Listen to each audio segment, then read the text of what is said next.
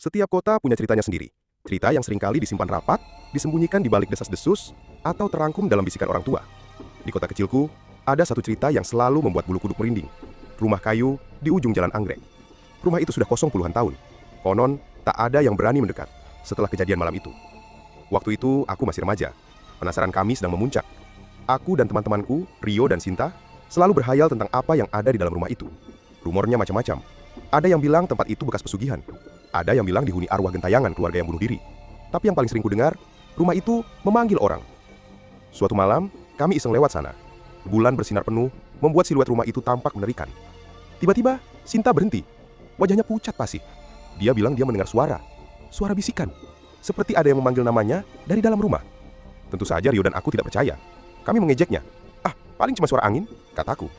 Tapi Sinta bersikeras. Dia bahkan bilang dia melihat bayangan berkelebat di salah satu jendela lantai atas. Jendela yang selama ini selalu gelap dan tertutup debu tebal.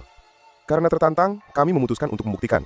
Malam berikutnya, dengan senter dan keberanian seadanya, kami memberanikan diri mendekat. Jantungku berdebar kencang. Udara di sekitar rumah terasa lebih dingin. Bau apek bercampur lumut memenuhi hidung.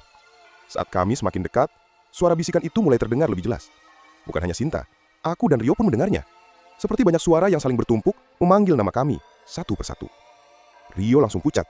Dia hampir lari, tapi rasa penasaran kami mengikatnya. Kemudian, pandangan kami tertuju pada jendela yang Sinta maksud. Dan di sanalah kami melihatnya.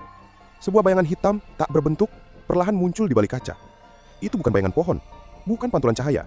Itu bergerak, seolah-olah mengamati kami. Kami panik.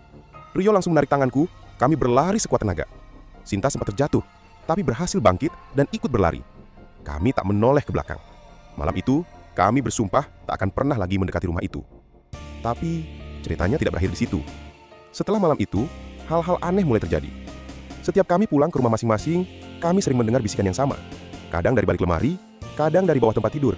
Bisikan yang memanggil nama kami. Kadang, di sudut mata kami melihat bayangan hitam berkelebat, seperti yang kami lihat di jendela itu. Beberapa minggu setelah kejadian itu, Sinta jatuh sakit. Demam tinggi, sering mengigau, dan terus-menerus mengatakan, "Dia memanggilku, dia ingin aku datang." Dokter tak bisa menemukan penyebab penyakitnya.